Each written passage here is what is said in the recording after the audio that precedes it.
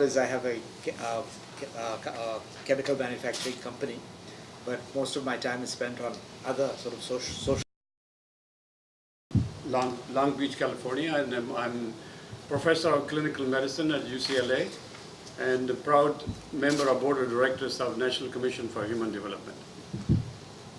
Well, first of all, I'd like to thank Dr. Meher and Mahrukh Khan for giving us the opportunity to meet all of you.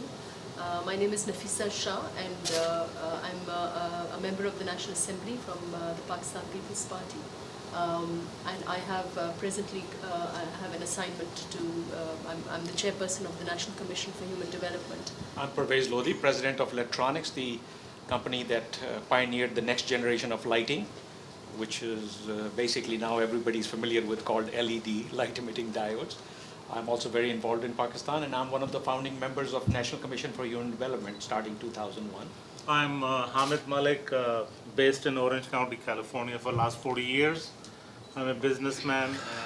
I'm Zulfikar Ahmed. I'm Director General of National Commission for Human Development, and I've been with NCHG since 2003. I'm Mohammad Zahid, Doctor of Physical Therapist. I'm President and CEO of Golden Plus Home Healthcare, deal with the home health business. I'm Shahid Tahir from Michigan. I have been in healthcare for the last 17 years, and I'm also one of the founding board of directors in the hospital in Pakistan being built in Islamabad, $30 million project. Which hospital? Qaisar International Hospital. I'm Umair Siraj. My day job, as Farouk said, is also in the healthcare sector. I'm part of two initiatives. One is a home healthcare setup, and the other is a hospital medicine program that we're running both in the western suburbs of Chicago.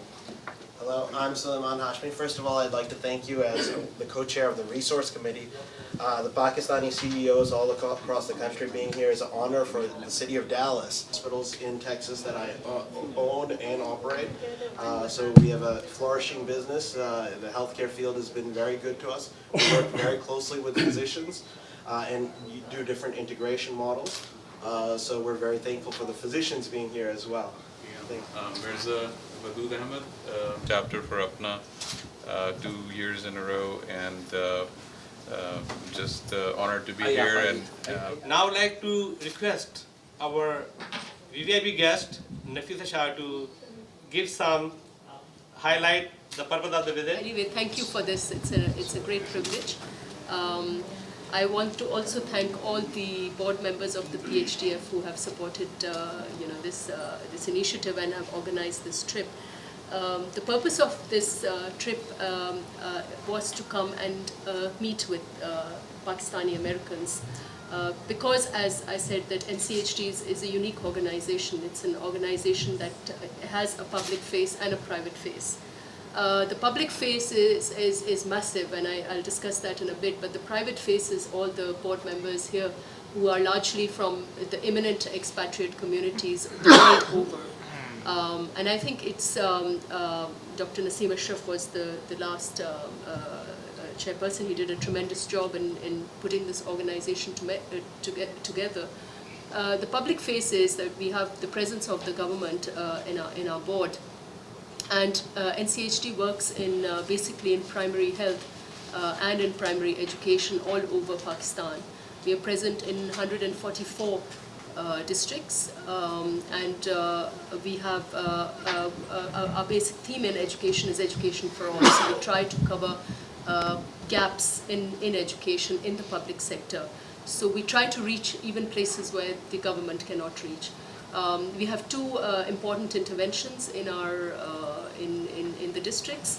One is we set up feeder schools wherever there is a need, unmet demand and unmet need. And then we have the adult literacy, so those people, and you're all aware that in Pakistan the illiteracy is 50% or nearabouts. We are probably, in terms of absolute numbers, we are one of the countries that has the highest illiteracy or illiterate people in the world. And so we have, NCHD is the largest service provider in literacy in Pakistan, and we have been internationally recognized by the UNESCO as the lead, and also by the government as a lead agency for literacy. The government of Pakistan has supported and endorsed this program. Despite the change from dictatorship and then to democracy, And despite the fact that this was a creation or a brainchild of the last government, this government has not only owned it, but is extremely serious in promoting its agenda. And the reason for doing this is that this is an organization that actually reaches out to the people across Pakistan. I think it's an excellent forum for American Pakistanis to engage with their own people and to work in the social sector. And the purpose of this particular meeting here is also to talk to you about NCHD and how you can also play your role, as most of you are doing very important work in the United States of America. You're lobbying for us, and I feel that each of you is itself, I heard that, I'm very pleased to see that we have an ambassador of large, but in my view, all of you are ambassadors of Pakistan in your own individual capacity. And also you're ambassadors who are speaking out for Pakistan, and I know how important Pakistan is for you. I think this recognition must be there even among Pakistanis, and NCHD is the space where you can have a dialogue with the people of Pakistan and the leadership of Pakistan. And now I would like to open for the questions. Anybody have any questions? I have two questions. I just want to be too specific. NCHD, I've been involved day one with Dr. Naseem Ashraf, a very dear friend of mine, and way back, Human Development of Northern America was very supportive of that in LA-based chapter. And but I visited Dr. Naseem Ashraf in 2004, and we went to a lot of Peshawar Frontier and then Punjab, different clinics and schools. The only problem I see as an expatriate sitting here, a lot of, I think, we don't see anything on surface. Our community, as he used to come every year, we have a major fundraisers, and we collected the money, and government of Pakistan, as you said, ex-President Musharraf, that was his brainchild.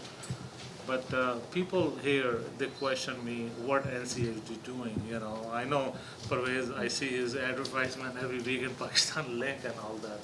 But the thing is that average person doesn't know. So could you just very briefly tell what NCHD has been doing, because the common person, like Pakistan origin, doesn't know anything. You need to be educated. Number two, we have Ministry of Education. And now with this NCHD, are they run parallel? And because that need to, how you work together, because, so could you just please... Yes. Well, thank you. These are very, very good questions, and very important that I answer them so that we're all on, in the same wavelength. First of all, as I said, NCHD was created for MDGs, Millennium Development Goals, and to fast-track development. So there was a recognition at that time that yes, the government is there, and the government cannot be replaced by NCHD, but can be supplemented by an organization that can fast-track things, that can move things faster. Because bureaucracy has its own, systems. So NCHD was brought in primarily to assist local and provincial governments, and that is the mandate. There is a countrywide presence today, and as I said, our main interventions are in primary health and primary education. And the universalization aspect is something which is very strong. So there are a number of organizations, but they are localized and they have limited mandate. They may have superb quality, but they have local impact. NCHD is a countrywide organization. So we are an organization that has gone to scale, and it has a presence all over Pakistan. And because it is covering universal aspect, we cover all the children who are not in the school, are in school going age. And one of the things that we are going to do, which is going to be very, very important, is we want to do a census on education that is proper, that is systematic, that is able to track out-of-school children, which was happening before, but it has to be streamlined further. Now, once you know how many children and which are these children who are not able to go to school, then you have a strategy to put them in. There, NCHD goes in and assists governments. Even now, there is an unmet demand because we do not have enough resources. Like the provincial government of Sindh wants us to open 3,000 schools. They have identified those. The provincial government of Pakhtunkhwa wants us to open 2,000 schools. But because we have limited resources. We have 17,000 schools, but we want to take care of those. We want to protect those. And these are also dynamic. So when there is, the need is finished, when there is a government school that is opened, we move out and we go into another area. So this is a dynamic way to meet, as I talked about, the unmet demand or the need whenever arises, NCHT goes in.